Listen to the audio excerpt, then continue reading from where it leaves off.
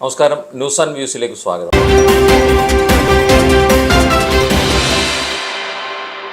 KPCC executive Wayanad സുൽത്താൻ ബത്തേരിയിൽ നടക്കുകയാണ് ഇന്നും നാളെയുമായിട്ട്. അപ്പോൾ തദ്ദേശ ഭരണ തെരഞ്ഞെടുപ്പിന് മുന്നോടിയായി പാർട്ടിയെ സജ്ജമാക്കാൻ വേണ്ടിയുള്ളതാണ് എന്ന രീതിയിലാണ് പറഞ്ഞു വെച്ചുകൊണ്ട് അവർ ഈ യോഗം നടക്കുന്നത്. അപ്പോൾ ഈ യോഗം നടക്കുമ്പോൾ അത് എത്ര കണ്ട് ഇത് ഫലപ്രാപ്തിയിലാകും. ഓരോ ചിന്തൻ ശിബിർ കഴിഞ്ഞ 2 വർഷത്തിന് മുമ്പ് ഒരു ചിന്തൻ ശിബിർ നടത്തി പാർട്ടി.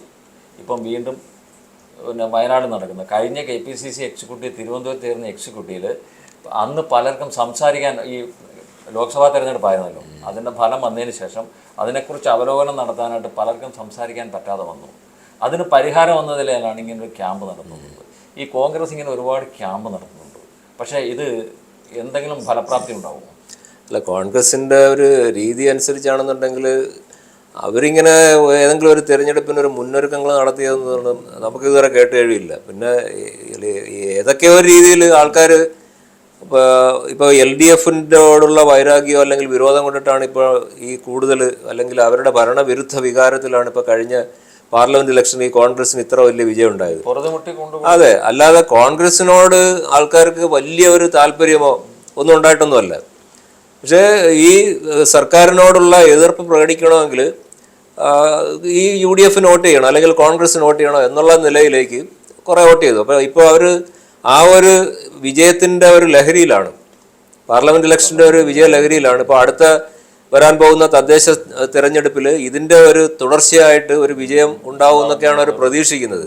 പക്ഷേ നമ്മുടെ കഴിഞ്ഞകാല കേരളത്തിൻ്റെ രാഷ്ട്രീയ ചരിത്രം പരിശോധിച്ച് കഴിഞ്ഞാൽ ഈ പാർലമെന്റ് ഇലക്ഷൻ്റെ വോട്ടിംഗ് പാറ്റേണും തുടർന്ന് വരുന്ന തദ്ദേശ ഇലക്ഷൻ, പിന്നെ അസംബ്ലി ഇലക്ഷൻ, ഈ വോട്ടിംഗ് പാറ്റേണൊക്കെ ഒരുപാട് വ്യത്യാസപ്പെട്ട് വരുന്നതായിട്ടാണ് നമ്മൾ കണ്ടുവരുന്നത്.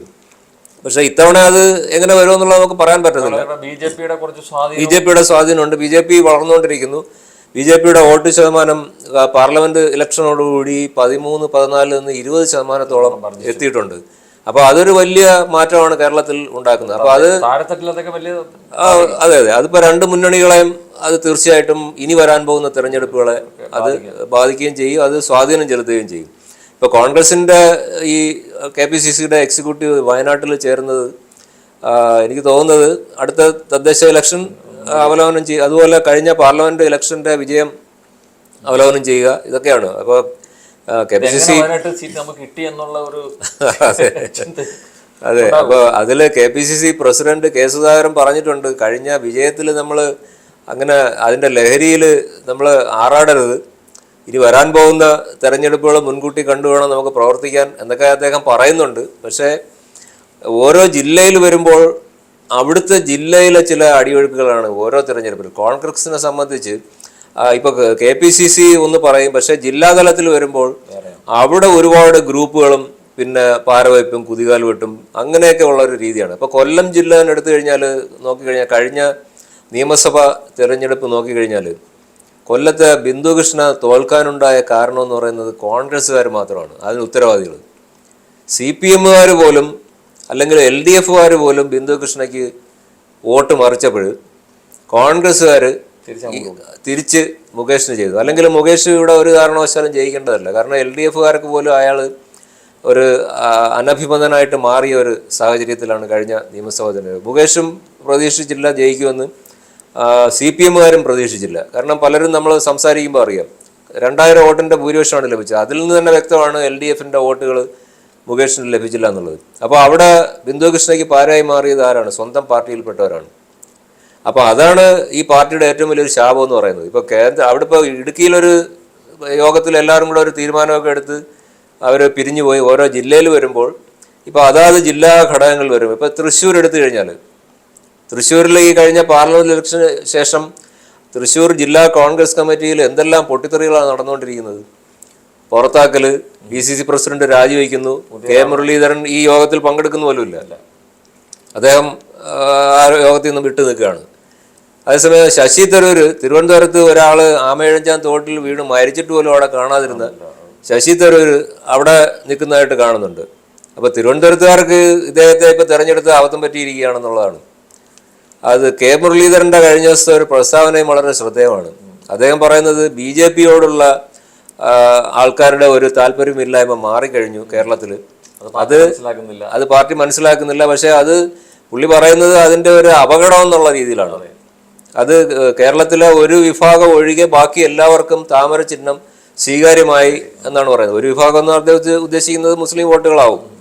അപ്പോൾ അവർക്കൊഴികെ ബാക്കി എല്ലാ വിഭാഗങ്ങൾക്കും താമര ചിഹ്നം വളരെ പ്രിയപ്പെട്ട ഒരു ചിഹ്നമായി മാറിക്കഴിഞ്ഞു. അപ്പോൾ അത് ഇനിയുള്ള തെരഞ്ഞെടുപ്പുകളിലും തീർച്ചയായിട്ടും അത് ഉണ്ടാവും.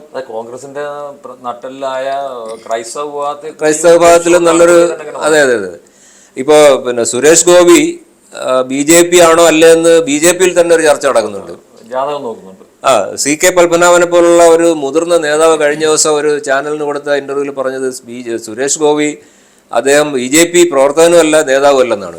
വളരെ ശ്രദ്ധേയമായ ഒരു വിലയിരുത്തലാണ് CK പത്മനാഭൻ നടത്തിയിരിക്കുന്നത്. അത് സുരേഷ് ഗോപി BJP MP കുറിച്ചാണ് ഇത് പറയുന്നത്.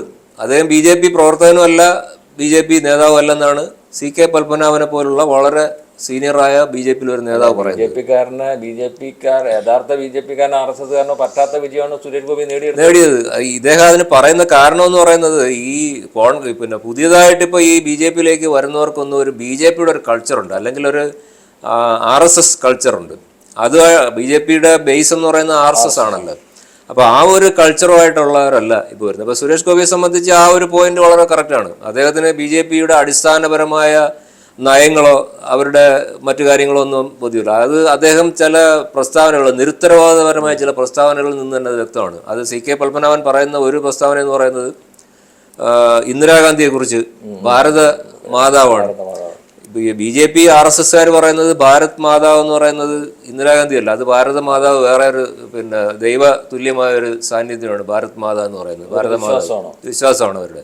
ആ വിശ്വാസത്തിലാണ് സുരേഷ് ഗോപി പറയുന്നത് ഇന്ദിരാഗാന്ധി ഭാരത മാതാവ്. അപ്പോൾ അതൊരിക്കലും ബേസിക്കായിട്ട് അടിസ്ഥാനപരമായ BJP ആൾക്കാർക്ക് ദഹിക്കുന്നതല്ല. അത് ഒരുപാട് പേര് അതിനെക്കുറിച്ച് പരാതി പറയുന്നുണ്ട്. പക്ഷെ നമ്മുടെ വിഷയം ഇപ്പോൾ കോൺഗ്രസ് ആണ് എന്നുള്ളതുകൊണ്ട് നമ്മൾ അതിലേക്ക് ഒന്ന് പോയെന്ന് മാത്രമേ ഉള്ളൂ. മുരളീധരൻ യാഥാർത്ഥ്യം മനസ്സിലാക്കി. മുരളീധരൻ പറയുന്നത് തിരുവനന്തപുരത്ത് 2 മാസം മുമ്പ് തന്നെ രാജീവ് ചന്ദ്രശേഖർ എത്തിയിരുന്നുണ്ടെങ്കിൽ ഈ സ്ഥിതി മാറിപ്പോകാനെന്നാണ്. അത് വളരെ വാസ്തവമാണ് അദ്ദേഹം പറഞ്ഞത്. കാരണം രാജീവ് ചന്ദ്രശേഖർ പെട്ടെന്ന് ഒരു കെട്ടിയിറക്കിയ ഒരു സ്ഥാനാർത്ഥിയെ പോലെ വന്നു. എന്നിട്ട് പോലും ഇത്രയും സ്വാധീനം അദ്ദേഹം അവിടെ ഉണ്ടാക്കി. ശശി തരൂരിന് കഷ്ടിച്ച് 16,000-20,000 വോട്ടം കണ്ടല്ലേ ഭൂരിപക്ഷം ലഭിച്ചത്. അതെന്ന് പറഞ്ഞാൽ തീർച്ചയായിട്ടും മറിയാവുന്ന വോട്ടുകളായിരുന്നു.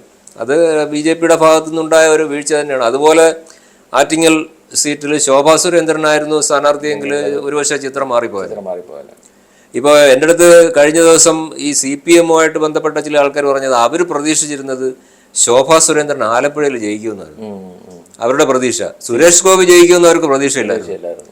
പക്ഷേ ശോഭാ സുരേന്ദ്രൻ ജയിക്കുമെന്ന് CPM-കാർക്ക് പോലും പ്രതീക്ഷ ഉണ്ടായിരുന്നു. അപ്പോൾ ആ ശോഭാ സുരേന്ദ്രന്റെ ആ ഒരു സ്വാധീനം അതെ. കാരണം അവരുടെ ഒരു പിന്നെ അപ്രോച്ചും അവരുടെ പ്രസംഗവും സംസാര രീതിയും എല്ലാം ജനങ്ങളിൽ ഒരുപാട് സ്വാധീനം ചെലുത്തുക, പ്രത്യേകിച്ച് സ്ത്രീ വിഭാഗങ്ങൾ ജനങ്ങളിൽ സ്വാധീനം ചെലുത്തുന്ന ഒരു രീതിയാണ് അവരുടേത്. അപ്പോൾ അതുകൊണ്ട് തന്നെയാണ് CPM കേന്ദ്രങ്ങൾ പോലും അവരിൽ പ്രതീക്ഷ പുലർത്തുന്നത്. അങ്ങനെ ഒരു നേതാവ് കോൺഗ്രസിൽ ഇപ്പം ഇല്ല. അതെ. അതാണ് കോൺഗ്രസിന്റെ ഏറ്റവും വലിയ പരാജയം. കാരണം അതാണ് പ്രതിപക്ഷ നേതാവ് നിയമസഭയിൽ പോരാടുന്നു, നിയമസഭയ്ക്ക് പുറത്ത് പൂജ്യമാണ്. പക്ഷേ ഇപ്പോഴ് ഈ കഴിഞ്ഞ നിയമസഭയിൽ പിന്നെ VD സതീശൻ വളരെ നല്ലൊരു പ്രകടനമാണ് നിയമസഭയിൽ കാഴ്ചവെച്ചത്.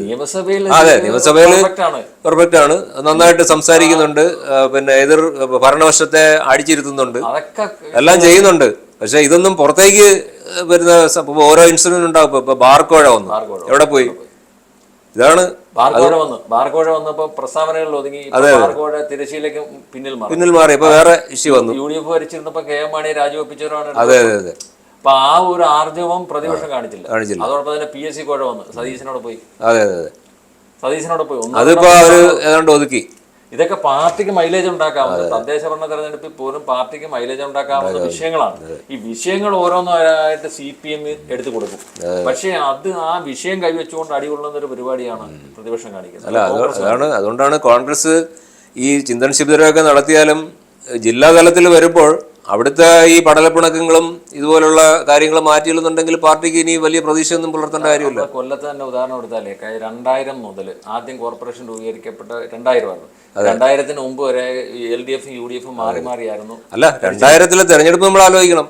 അന്ന് UDF-ന് ഭരണം വേണമെങ്കിൽ പിടിച്ചെടുക്കാമായിരുന്നു. കാരണം കോൺഗ്രസ് റിബലായിട്ട് മത്സരിച്ച് ജയിച്ച 2 പേരെ ചാക്കിട്ട് പിടിച്ചുകൊണ്ടാണ് LDF അന്ന് ഭരണം ഉണ്ടാക്കിയത്. അവര് കോൺഗ്രസ് മുന്നിട്ടിറങ്ങി അവരുടെ ചാക്കിൽ കയറ്റിയിരുന്നുണ്ടെങ്കിൽ ആ ഭരണം അന്ന് ലഭിക്കേണ്ടതാണ്. പക്ഷേ അതും വളരെ നിസ്സംഗമായിട്ട് നിന്ന് പോകുന്നെങ്കിൽ പോട്ടെന്നുള്ള രീതിയിൽ ഇങ്ങനെ നിന്നു. ഇല്ലെങ്കിൽ വേണ്ട. അവര് പോയി CPM പോയി ചേർന്നു. ഇപ്പോഴും അതിനുശേഷം പിന്നെ ഒരു തെരഞ്ഞെടുപ്പിൽ UDF-ന് ഇവിടെ ശക്തമായ ഒരു മുന്നേറ്റം നടത്താൻ പോലും സാധിച്ചിട്ടില്ല. നിലവിലെ ഭരണസമിതി 6 or 8 സീറ്റ് BJP-ക്കുണ്ട്. 6 സീറ്റാണ്. 6 സീറ്റുണ്ട്. അപ്പൊ അടുത്ത 2025-ലെ തെരഞ്ഞെടുപ്പ് ആകുമ്പോൾ 1/4 നൂറ്റാണ്ടാവുന്നു CPM LDF കൊല്ലം കോർപ്പറേഷൻ ഭരിക്കാൻ തുടങ്ങിയിട്ട്. പക്ഷെ ഈ അവസ്ഥയിലും ഈ അടുത്ത കോർപ്പറേഷൻ ഭരണം പിടിച്ചെടുക്കണം എന്ന് ലക്ഷ്യമിട്ട് മുന്നോട്ട് പോകാൻ ഒരു സംവിധാനവും കൊല്ലത്തെ കോൺഗ്രസിനില്ല. അതാ പറഞ്ഞത്, നമ്മുടെ ജില്ലയിൽ പിന്നെ അങ്ങനെ വരുമ്പോൾ ഇവിടെ ഒന്നാമത്തെ പ്രശ്നം എന്ന് പറഞ്ഞു കഴിഞ്ഞാൽ പറ്റിയ സ്ഥാനാർത്ഥികളെ കണ്ടെത്തണം. അതാണ് ഏറ്റവും വലിയ വിഷയം. പിന്നെ മേയറാവാൻ സാധ്യതയുള്ള ഒരു സ്ഥാനാർത്ഥിയെ കണ്ടെത്തണം. അപ്പോൾ അവിടെയൊക്കെ വരുമ്പോഴാണ് ഈ കോൺഗ്രസ്സിന് പാളിപ്പോകുന്നത്. അപ്പോൾ നല്ല ജനസ്വാധീനമുള്ള നേതാക്കൾ ജില്ലാതലത്തിൽ അവർക്ക് വാർത്തെടുക്കാൻ പറ്റുന്നില്ല. ഇപ്പോൾ കൊല്ലം ജില്ലയുടെ കാര്യം നോക്കിക്കഴിഞ്ഞാൽ ഇപ്പോൾ കൊല്ലത്തിൻ്റെ മേയറാവാൻ കെൽപ്പുള്ള ഒരു നേതാവിന് ആരുണ്ട് ആർജവുള്ള അല്ലെങ്കിൽ ശക്തനായ ഒരു നേതാവ് അല്ലെങ്കിൽ ഒരു ഒരാളിനെ മുന്നിൽ നിർത്തിക്കൊണ്ട് മുന്നോട്ട് പോകണം. അതെ, അങ്ങനെ ഇതുവരെ അത് കാണുന്നില്ല. അത് പാർട്ടിയുടെ ഏറ്റവും വലിയ പരാജയമാണ്.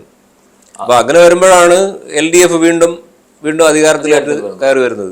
ഇപ്പൊ കൊല്ലത്തെ കോർപ്പറേഷൻ ഭരണം പോലും നമുക്ക് പ്രതീക്ഷയ്ക്കൊത്ത് ഉയർന്നിട്ടില്ല. അതെ, പ്രതീക്ഷയ്ക്കൊത്തല്ല ഒരു രീതിയിലും. ഇപ്പൊ തിരുവനന്തപുരം കോർപ്പറേഷന്റെ കാര്യം പറയുന്ന പോലെ ഇവിടെയുള്ളൂ. പക്ഷെ എന്ത് ചെയ്യാനാ, ഇതിനെതിരെ ഇവിടെ ശക്തമായ പ്രതിപക്ഷം എന്തെങ്കിലും ചെയ്യുന്നുണ്ടോ? വല്ലപ്പോഴും ഓരോ സമരങ്ങൾ കോർപ്പറേഷൻ ഓഫീസിന്റെ മുന്നിൽ നടത്തുന്നു എന്നുള്ളത് ഒഴിച്ചാൽ ഈ ഭരണത്തിനെതിരെ എന്തെങ്കിലും ശക്തമായ ഒരു മുന്നേറ്റം കോൺഗ്രസിന്റെ ഭാഗത്തു നിന്ന് BJP-യുടെ ഭാഗത്തു നിന്ന് പോലും ഉണ്ടാവുന്നില്ല. അപ്പൊ എനിക്ക് തോന്നുന്നു 1/4 നൂറ്റാണ്ട് കഴിഞ്ഞ് അടുത്ത 25-ൽ ഒരു തെരഞ്ഞെടുപ്പ് നടന്നാൽ പോലും കൊല്ലം LDF നിലനിർത്തിക്കൊണ്ടുപോകുന്ന ഒരു അവസ്ഥയിലേക്ക്. തീർച്ചയായിട്ടും അത് കോൺഗ്രസിലെ ഈ അവസ്ഥ മാറാത്തിടത്തോളം കാലം, കോൺഗ്രസിലെ ഈ പരസ്പരം പാരവയ്പും ഈ പടലപ്പിണക്കവും ഗ്രൂപ്പ് വഴക്കും ഒക്കെ മാറാത്തിടത്തോളം കാലം വീണ്ടും ഒരു പ്രതീക്ഷയ്ക്ക് വകയുണ്ടെന്ന് എനിക്ക് തോന്നുന്നില്ല. ഈ ചിന്തന ശിബിരങ്ങൾക്ക് കൊണ്ടൊന്നും ഒരു കാര്യമില്ല. അതെ അതെ. അപ്പൊ എന്തായാലും കോൺഗ്രസ് ചിന്തന ശിബിരം നടത്തട്ടെ. എങ്ങനെ നമുക്ക് 18 കിട്ടി എന്ന് ഞെട്ടിയിരിക്കുന്ന അവസ്ഥയിൽ അതിനകത്ത് 2 കാര്യങ്ങളായിരുന്നു. ഒന്ന് LDF എങ്ങനെ തോറ്റു എന്നായിരുന്നു അവർ കണ്ടെത്തിയത്.